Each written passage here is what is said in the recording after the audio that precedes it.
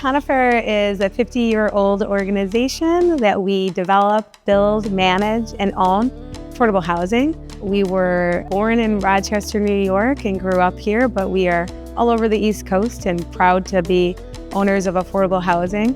I have lived in Rochester since 1968, and I've lived in this building since 2010. The Park Square community has a really significant story. In 1970s, it was built under the Mitchell-Lama program through New York State Homes and Community Renewal. The program was really meant to have a broad array of affordability. When they redid the apartments, it's just a beautiful set and scenery for me because I went from having a lot of carpeting to no carpeting at all, which is beautiful. When you do large-scale transformations of affordable housing, the pride people have when they re-enter their apartment and it looks great.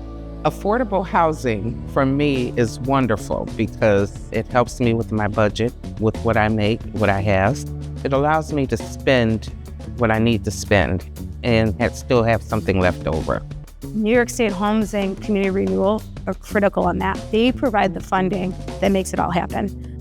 It's changed a lot around here. It's steady building up, and I like that. At the end of the day, when I come in my house, you have peace and you have joy.